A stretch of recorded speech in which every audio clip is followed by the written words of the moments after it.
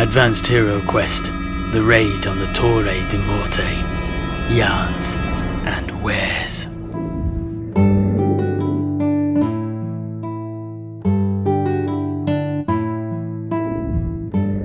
After escaping the machinations of the necromancer Valdetane, the knight Heinrich Lowen and the buccaneer Murdoch Voltman parted ways.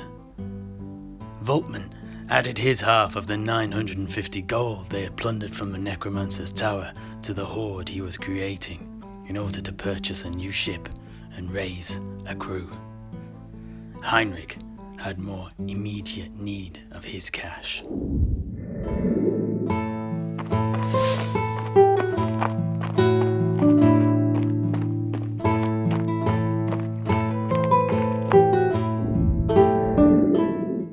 Both Voltman and Heinrich regained all of their wounds and fate points, in addition to receiving a fate point for avoiding Valdetane's clutches, bringing the buccaneer up to 4 and the knight up to 5. Heinrich had accrued 425 gold, plus 4 remaining from his first expedition, but he still had to pay his living costs, which were 35 gold crowns. 10 gold crowns, plus 5 for each of his fate points. The werewolf, Wendall, was indebted to the knight, and enjoyed him as a character henchman.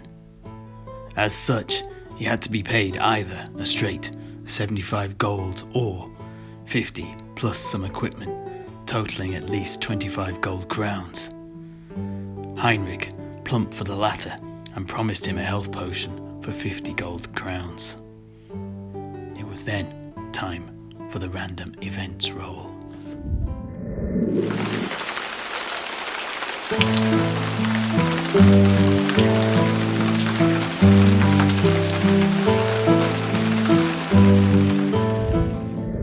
The Games Master rolled an 11 and a 9, making 20, which meant that from now on, both Heinrich's and Voltman's cost of living was doubled for all future between expedition phases. Heinrich then decided to take a trip down to Primo Pardini's shop of paraphernalia to buy the aforementioned health potion and also 20 foot of rope and 10 iron spikes.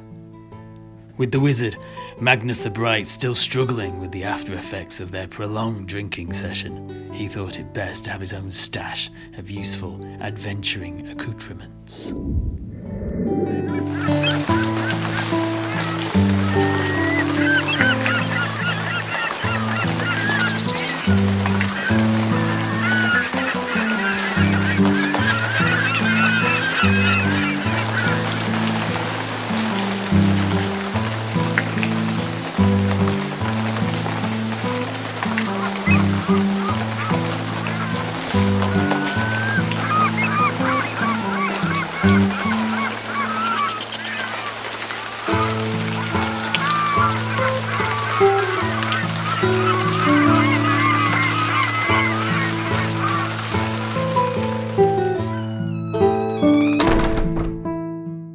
Hi there.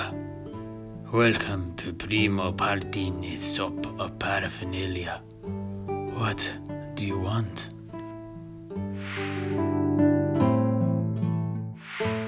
Ah, I see. Not a problem.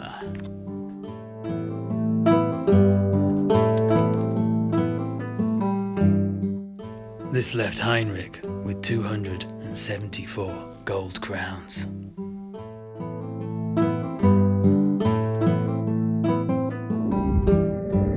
With their purchases made, the pair then turned their attentions to other matters.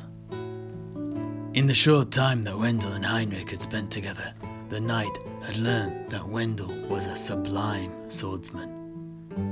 Heinrich had had an idea of how to put these skills to use, and he encouraged the swordsman to start tutoring. When this seemed to catch Wendall's attention, the knight immediately offered to pay him 200 gold crowns and become his first student. The swordsman accepted and soon began Heinrich's training.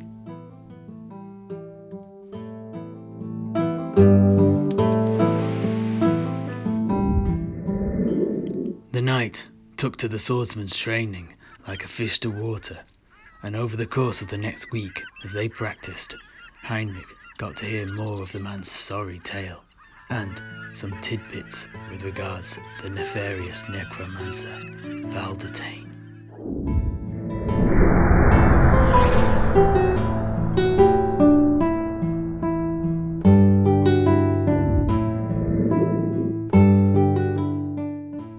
I was born in the shadow of the World's Edge Mountains, close to Mad Dog Pass. You had to be hardy and good with a sword just to survive, but I was more than good with a sword. The chieftain, Wendall, bade me join his shield guard when I was no more than 11 winters, and together we hunted the goblins of the Bloody Spear and the orcs of Iron Rock. Not a day passed without our blades tasting the flesh of the green skins. It was a golden time. And then, one day, it all came to a bloody end. The curse that flows through my veins took me, and I transformed into the beast, the grotesque wolf creature that you saw in the tower. I awoke from this first transformation, covered in blood and gore. The gore of my comrades in the shield guard, and the blood of Wendall, he whom I had sworn to protect. I had no choice but to flee. The dishonor was too much to bear. In the years that followed, I traveled in the borderlands, selling my skills to anyone who would pay. But it always ended in the same way. The beast within would always rip itself free from me, and then rip apart everything I had. Finally, my path crossed that of Valdotane, our mutual acquaintance. Seeing the despair that was consuming me, he lured me into his service with the promise of a way to bring the wolf within to heal. He was true to his word, but there was a price. The balm he made for me did indeed repress the beast, but at the same time it was poisoning me, sapping the life from my soul, and slowly turning me into one of his slave creatures, no better than the 2 hounds that follow him about everywhere. In the necromancer's service, I did many unspeakable acts, but I did them as a man, in full knowing. This was worse than being a beast. I was his assassin, his grave robber. I kidnapped men, women, and children to be used in his experiments. I poisoned whole villages to create armies of zombies for him. The list goes on. I dare not say the worst. As with many necromancers, Valdotane sought copies of the lost 9 books of the great necromancer, Nagash. He had nearly a complete version of the 3rd book, the Codex Mortifica, but it was missing many vital pages. Through his spies, he learned that his rival, Maria Morte, had once owned this book, but had removed many of its pages before I was able to acquire it for my master. He was most unhappy and dispatched me to steal the pages from her tower. But only a fool enters a necromancer's tower alone, and I was soon overpowered and captured. At this point, I welcomed death. Life had lost all meaning to me. However, Morte had other plans for me. She used her magics to alter the nature of the beast within, so that it would only manifest when I was near death. She wished for her new toy to leave.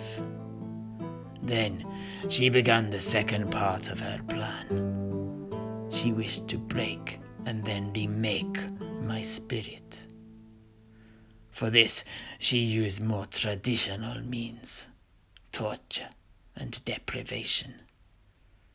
However, 3 days before your raid on the tower, she suddenly packed up her belongings and disappeared into the Abrasco Mountains.